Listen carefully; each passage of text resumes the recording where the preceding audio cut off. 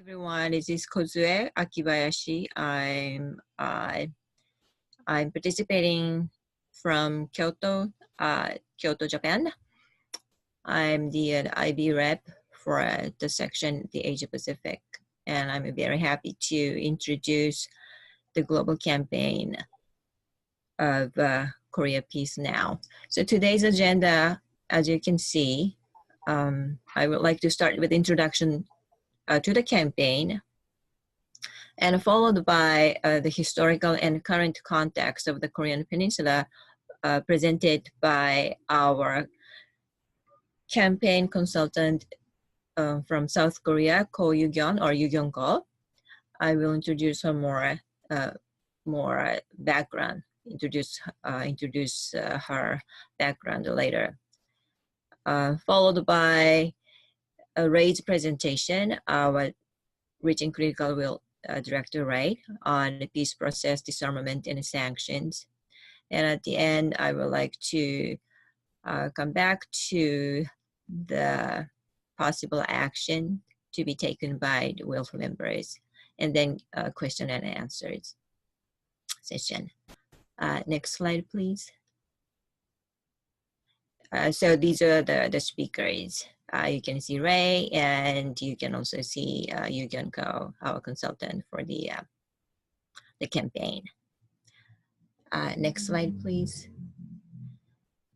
First, I would like to show the trailer of the campaign that introduces very quickly for about 3 minutes of the campaign.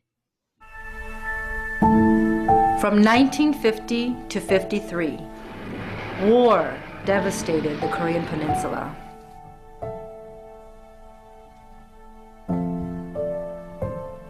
Fighting ceased in 1953 when the United States and North Korea signed an armistice. But without a peace treaty, the two sides have technically remained at war, building up their military and nuclear capabilities and threatening to annihilate each other. Meanwhile, the Korean people are isolated from each other. Families remain torn apart, with only a lucky few able to reunite periodically. But it doesn't have to be this way. In 2018, South Korean President Moon Jae-in and North Korean leader Kim Jong-un committed to normalizing relations, denuclearizing the Korean Peninsula, and ending the Korean War once and for all. Now, the United States, as a key player in the conflict, must follow the two Koreas' lead and commit to peace. But in order to achieve lasting peace, women must be at the table.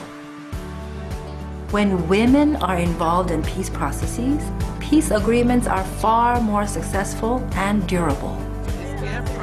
From Liberia to Northern Ireland, women have been instrumental in making peace agreements. In 2015, 30 women from around the world, including 2 Nobel Peace Laureates and feminist pioneer Gloria Steinem, crossed the demilitarized zone that separates North and South Korea, calling for an end to the Korean War. Now, a global coalition of women's peace organizations is launching an international campaign demanding an end to the Korean War and for women to be involved in the peace process. It's time for change. It's time for dialogue, cooperation, and understanding, not more weapons, sanctions, or threats of violence. It's time to end the Korean War. Join our women-led campaign and add your voice to the growing chorus demanding an end to the Korean War. Together, we can end the Korean War and let the healing begin. Right now! Peace! Right now! Peace! Right now!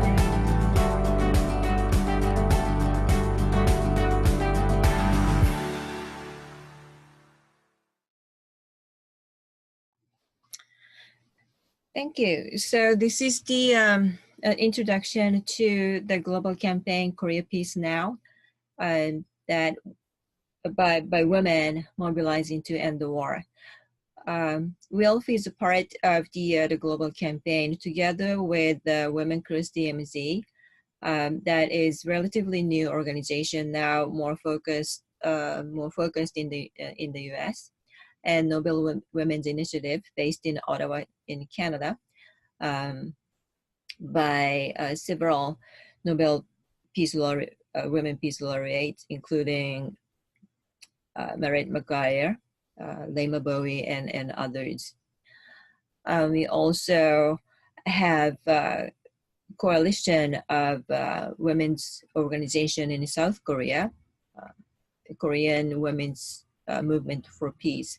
This is a coalition, as I said, coalition of women's organization organized for this campaign in South Korea. Next slide, please. The global campaign calls for mainly these things to end the Korean War and decolorization of the Korean Peninsula, the entire Korean Peninsula, not only the DPRK, North Korea, but we want to make sure that there's no nuclear weapon or a nuclear power on the Korean Peninsula. We're also calling for redefining security for all people from a feminist perspective. And in that process, we want to make sure to include women in peace processes. And we also problematize the sanctions imposed on the North Korea DPRK that hurts people. Next slide, please.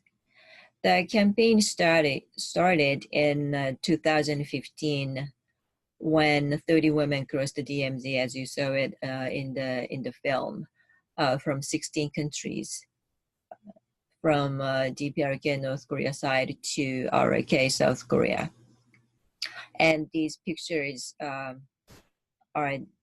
from that 2015 crossing. The one on the left side is after we crossed the to South Korean side. I was part of this delegation in 2015.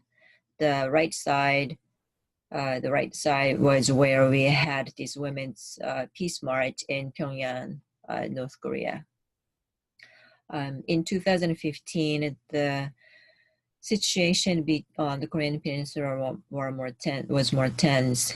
We were calling for engagement, not the military action, to solve the tension between North and South Koreas, but also United States and North Korea and other countries. We also calling for a very specific action to unite separated families on the Korean Peninsula and beyond who have not been able to see each other for many decades because of the Korean War that still goes on. To add a little bit of the WILPF involvement on this Korean Peninsula issue is that WILPF have had involvement in women's effort to bring peace on the Korean Peninsula earlier in earlier time in early 2000. But if we go back even further, Edith Ballantyne was one of the members who visited North Korea. Next slide, please. Since 2015 crossing, we continued to make efforts to bring women from South Korea, North Korea, and international to meet and discuss what peace means for us, how to bring peace by women power. There were several gatherings with the international women's groups and international women's group and South Korean women or international women's group and North Korean women. The picture on the left side was in 2016, taken in 2016, when International Women's Group met TPRK women and RK women separately because they were not allowed to see each other. That took place in Indonesia, one of the other few countries that have relatively good relationship between the two Koreas. Finally, in December 2018, those three parties were able to meet in Beijing. So that's the picture from the picture on the right side. And throughout these years, women in South Korea continued to create and a forum to voice their will for peace on the Korean Peninsula and women's participation in making peace. And those that was expressed in a form of walks around DMZ on the South Korean side. That was called Women Peace Walk. Next slide, please. So I'm very happy to introduce YouKyoung Ko, our consultant for the campaign. YouKyoung is a veteran peace activist in South Korea. She's the expert on U.S. military presence issue and U.S. military issue in South Korea. She worked in many organizations in South Parliament in responsible position. She also worked for a staff parliament member in South Korea. So she knows, she's very, very, of course, knowledgeable about the history of the Korean Peninsula, but also very delicate political conditions in South Korea and their policies vis-a-vis North Korea and in the region. She has been working for this campaign for since last year, and we are very happy to have her. So YouKyoung will introduce and give describe the context, historical and current on the Korean Peninsula. YouKyoung. Hi everyone. I'm glad to present my presentation today. And my name is YouKyoung Ko, consultant for the campaign of Korea Peace Now, Women Mobilizing to End the War.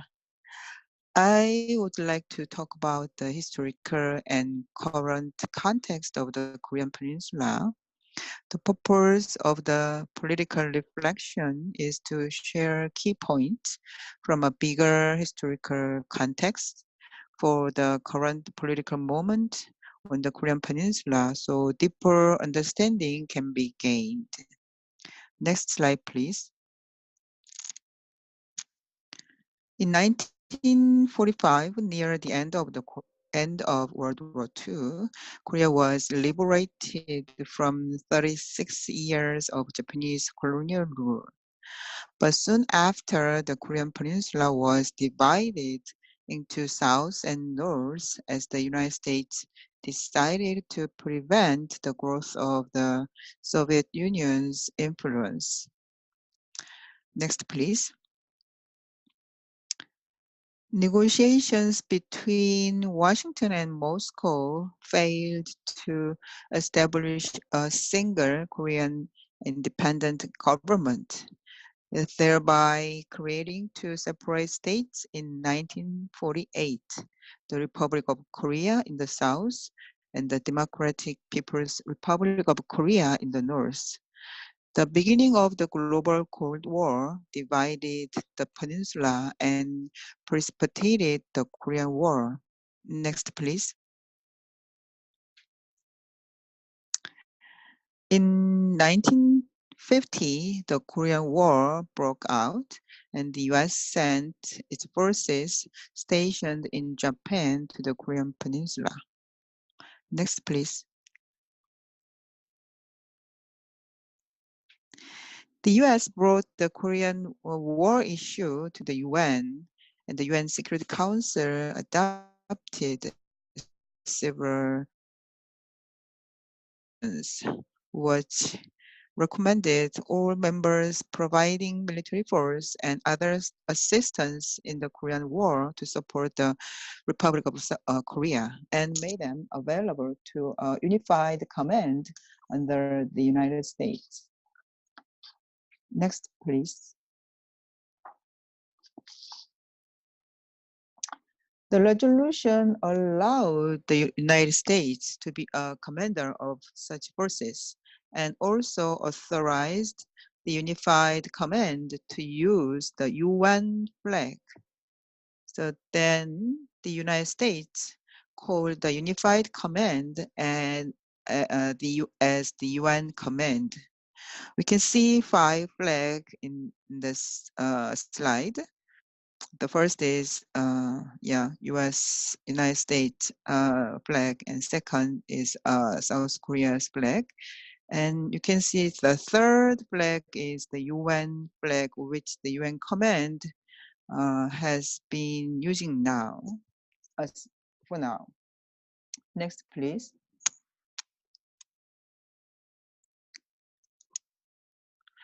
"16 countries sent their combat forces during the Korean War: Australia, Belgium, Canada, and so the United States.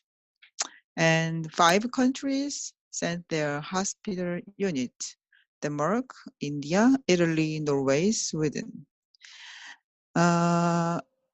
I would like to say that as of now, 19 of 21 countries above established diplomatic relations with the DPRK, North Korea, while France has not established diplomatic relations with the DPRK. It has a liaison office in Pyongyang. It means only one country, the United States, has no diplomatic relations nor established a liaison office in North Korea. Next, please. In 1951, the negotiation for the armistice started, and 2 years later, it was signed between the US on behalf of the UN command and North Korea on behalf of the North Korean and Chinese armies. After the armistice was signed, all countries withdrew their combat forces from South Korea, except the United States, which signed the Mutual Defense Treaty with the Republic of Korea and have stationed their troops in South Korea ever since. Next, please.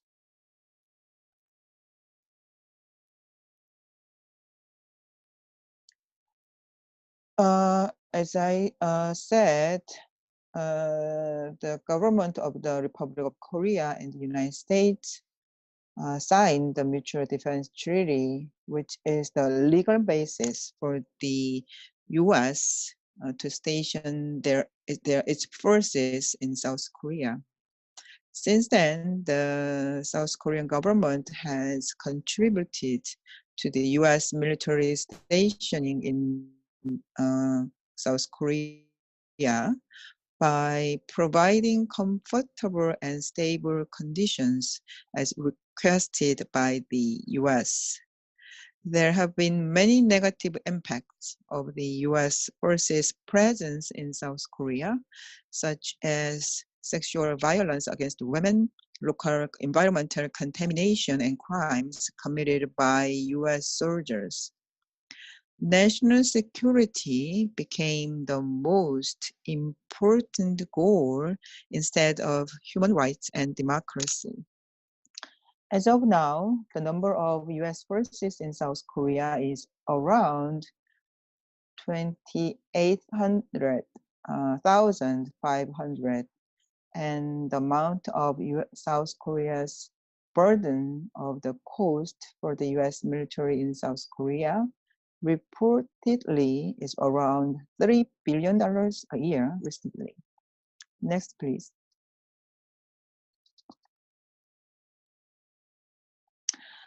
I would like to talk about the fear of the resumption of war under the armistice regime, even after the end of the global Cold War. In the early 1990s, the South Korean government actively pursued peace talks with the North Korean government and inter-Korean exchanges and cooperation. But the US government didn't support it and instead isolated the DPRK with the aim of regime collapse. Next, please.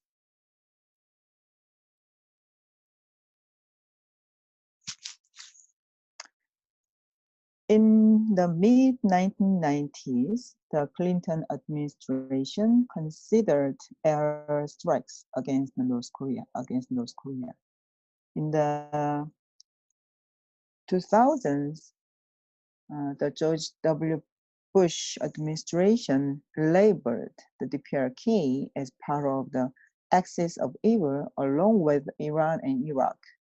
Then it invaded Iraq in 2003. Next, please.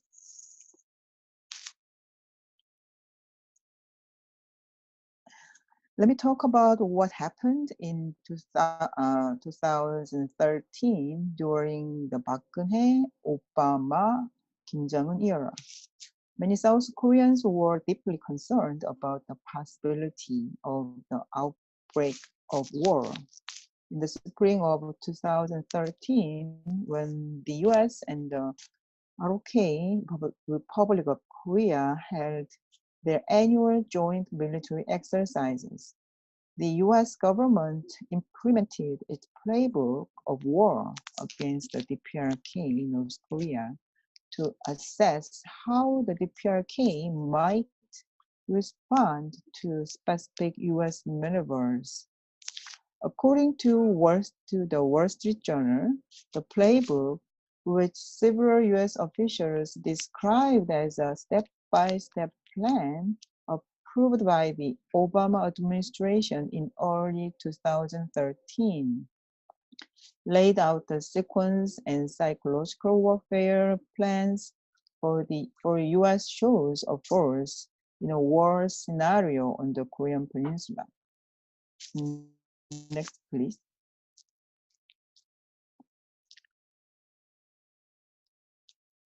The playbook included well-publicized flights near North Korea by nuclear-capable B-52 and B-2 stealth bombers, as well as advanced F-22 warplanes. The US plan was reportedly discussed during several high-level White House meetings. The media reported that the first show of force took place on March 8th, and the White House dialed back its aggressive posture by early April, amid fears that it could inadvertently trigger an even deeper crisis. In 2017, as you know, Trump warned that North Korea's threat would be met with fire and fury. Next, please.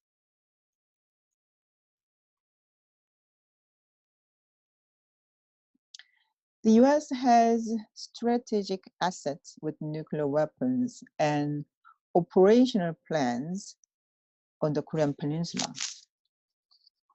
Last year and this year, the US announced a reduction of the annual joint military exercises with South Korea. But as far as we know, there has been no change in its operation plans, which reportedly include scenarios for regime change and occupation of North Korea. Even though Trump had merely made verbally aggressive statements without actually deploying military assets on or near the peninsula, the situation could have escalated to a full-scale war as US strategic assets and war plans were already in place. Next, please.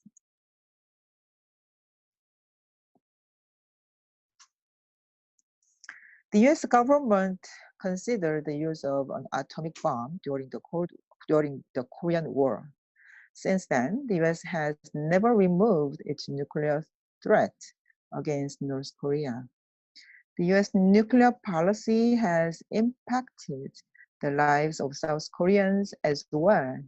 The US forces in South Korea had deployed tactical nuclear weapons in South Korea until the early 1990s.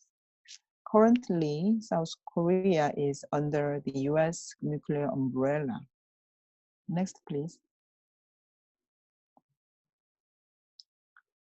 Even during the rapprochement between the US and the DPRK, the US Defense Department published nuclear policy papers entitled Dangers of a No First Use Policy, Enhancing Deterrence with Supplemental Nuclear Capabilities, and Need to Modernize Nuclear Weapons Delivery System in April. Because of the continuing threats from the nuclear power states, the South and North Korean leaders agreed that Korean Peninsula must be turned into a land of peace, free from nuclear weapons and nuclear threats at the summit in September 2018. Next, please.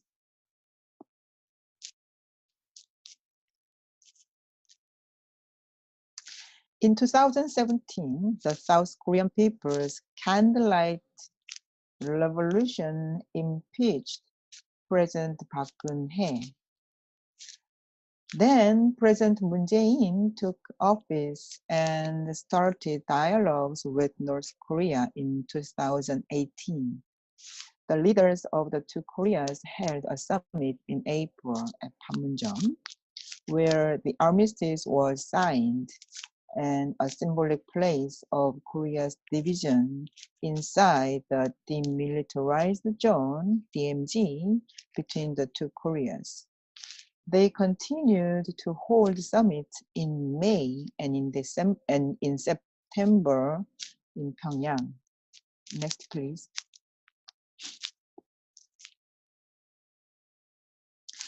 The two Koreas agreed to develop several projects. They started to operate the joint liaison office at Acheson, North Korea in September. One of the most historical things that the two Koreas agreed on is demilitarizing the DMZ between the two Koreas, known to be the most militarized area in the world. The two Koreas' militaries removed guard posts and landmines and demilitarized the joint security area at Panmunjom. Next, please.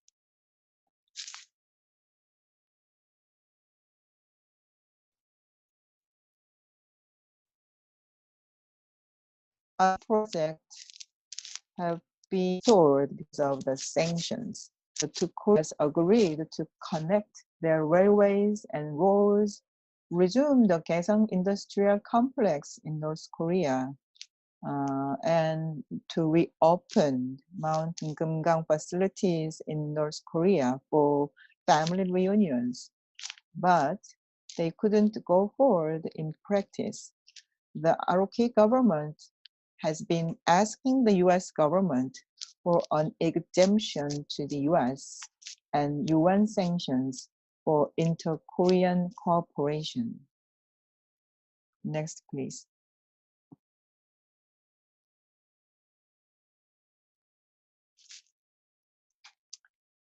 After the historical summit in Singapore between the DPRK and the US in June, many Koreans expected the steps forward at the Hanoi summit in February.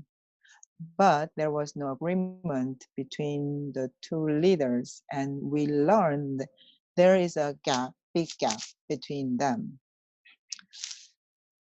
I would like to share the letter from 55 South Korean civic groups to the UN Security Council members in March. They insisted the dialogue between the DPRK and the US must continue, and they called for at least the sanctions against the DPRK related to humanitarian assistance be lifted. Our campaign partners of South Korea Women's Organization participated in this press conference and open letter to the UN Security Council. Next, please.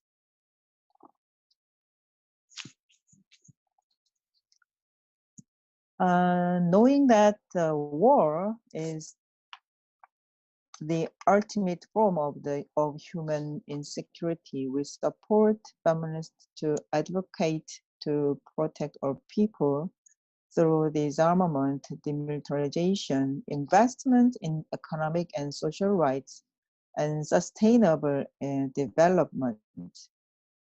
At the root of the conflict is unresolved status of the Korean War. The state of war is used by governments to justify national security protocols and has prevented Koreans from improving genuine human security and gender equality. The human rights of all people on the Korean peninsula will best be respected by a political agreement that ends the Korean War and establishes peaceful relations. Next, please.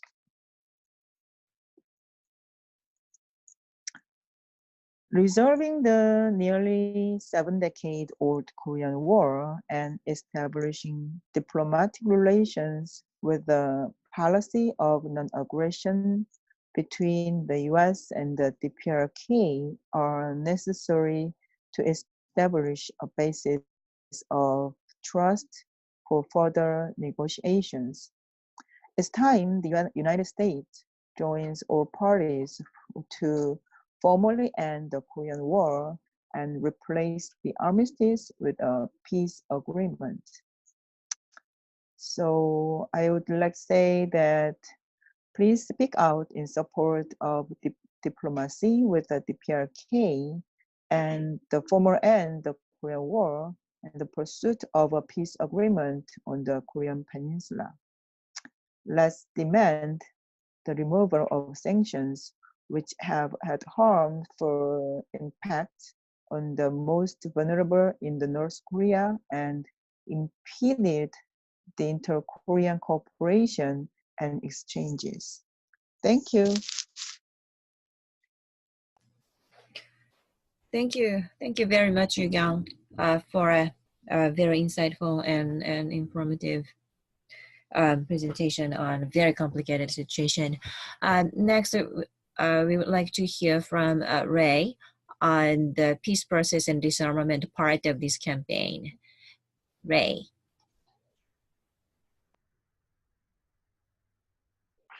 So I'm just going to talk for a few minutes about what WILPF advocacy and the campaign advocacy have been around peace and disarmament aspects so far.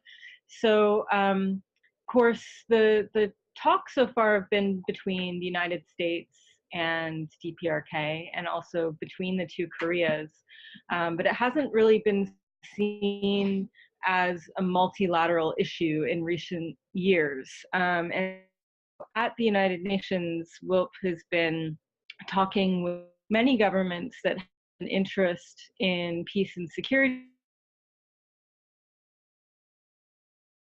and nuclear disarmament more broadly, and countries that are also interested in the women, peace, and security agenda and issues related to the humanitarian implications of sanctions. And so we're trying to bring these different types of countries with different policies together around the Korea peace issue to see if we can begin to have them articulate common positions around peace and security in line with the principles of the campaign. And so I was going to prepare some suggested talking points for this webinar. Those are not ready just yet, but we do have some fact sheets that the Korea Peace Now campaign has developed. WILPF is also developing some materials around disarmament and denuclearization, feminist peace, and sanctions issues. And so these materials will be distributed to all of you and available on my WILPF and the Korea Peace Now website in the coming weeks. But we just wanted to give a quick introduction to some of these points right now. And so the main sort of approach that we've been taking with this work is that peace and the denuclearization question can't really be separated. And so there's been this approach from the United States for a long time and from some of the other countries in the international community that DPRK has to give up its nuclear and ballistic missile programs, and at that point, a stable peace can be pursued, the lifting of sanctions can be pursued. But we really see this as a mutual complementary process. We see the end of the Korean War as being very, very important for any kind of process towards denuclearization of North Korea. We also see that the peace process and other elements of that and the lifting of sanctions needs to go hand in hand with steps to eliminate nuclear weapons and delivery systems and all of the related facilities that DPRK has. We're also seeing that denuclearization on the Korean Peninsula is not just about DPRK's weapons. It also has to do, of course, with the US and Republic of Korea military exercises, US threats to use nuclear weapons, the fact that the US also hasn't joined the Comprehensive Nuclear Test Ban Treaty, none of the parties concerned have joined the UN Treaty on the Prohibition of Nuclear Weapons. So we're seeing, and of course there's also landmines, issues around landmines that we're concerned with, but we're seeing that the denuclearization question really just isn't one country's responsibility. There has to be actions by all parties concerned, particularly to end the reliance on nuclear weapons in security doctrines by the US and Republic of Korea. They have this arrangement called extended nuclear deterrence, that in which the South Koreans say that they take protection from US nuclear weapons. So that kind of arrangement also needs to end. And we really see the Treaty on the Prohibition of Nuclear Weapons as being a really good platform to handle all of these issues because it prohibits everything that's going wrong right now in relation to nuclear weapons in the Korean Peninsula. And we also, of course, have been articulating a feminist approach to all of these issues, and that's part of how we see this as integrated, the denuclearization and peace questions, because we really believe this situation is one where the idea that weapons provide security, that nuclear weapons provide the ultimate security, it really has a feminist critique to it in terms of power, control, dominance. And so we're trying to break through the narratives of why nuclear weapons are important to North Korea, why they're important to the US, and articulate reasons and strategies to kind of get beyond those traditional security narratives. And in that sense, we're also advocating, of course, for women's participation in the process, in any Korean peace process. So far, as YouKyoung and Kozue have said, so many women historically have been involved in demanding peace on the Korean peninsula, but when it comes to the official talks between the governments, there haven't been very many women involved. And so we want to see a prominent role for women's effective leadership and participation, but also importantly for feminist perspectives to be included in those talks and in the work that we're all doing. And then the last point's really about sanctions, and we are working on updating our positions around that in relation specifically to DPRK. But basically, we're really concerned about the humanitarian impacts that sanctions have had on everyday people. Sanctions have been having a very negative impact, significant impact on the population, but not on the elites, not on development of weapons. And so some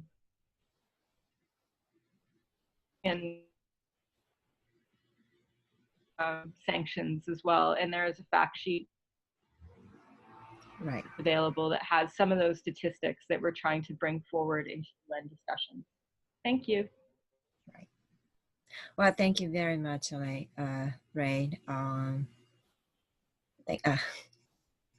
Thank you. It's the very strong part of the WILPF's work historically on nuclear abolition has been very important contribution to this global campaign, and I'm very, very proud of the entire WILPF team. And I see the it's been great to work in this team. So I would like to very quickly probably reiterate what have already been said about possible actions. Next slide, please. So I hope many of the WILPF members will take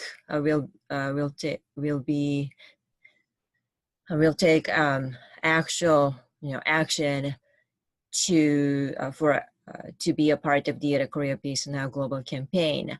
Some of the specific possible actions include if you're a U.S. citizen, for example, there's a resolution that calls for a formal end to the Korean War, which was introduced by Reps Rokana and Barbara Lee and Andy Kim, and dozen others co-sponsored this resolution. So if you can vote in the United States, this is definitely one of the very important specific action that you can take. You can. This is actually the third point. YouKyoung showed the list of the UN command, and if you identify your country, your government as a part of the UN command forces, this is also one of the definite action you can take. Tell your government that you want your government to end and dismantle the UN command, which still exists as a part of the process to end formally the Korean War. And I'm coming back to the second point is, of course, the Treaty on Prohibition of Nuclear Weapons, that WILPF Ray worked very, very hard to realize. the total nuclear abolition is as Ray laid out, very important part of the piece on the Korean Peninsula. So if you so check again the status of your country in terms of the signing or ratification of your government of the treaty. And there are campaign newsletters and other information for further actions. Both were suggested by YouKyoung and Ray. Please be updated, and we also try to give updates as often as possible. And the two fact sheets that Ray just introduced, there are other toolkits for you to take and probably interpret in your own context and translate it into lobbying action in wherever you are.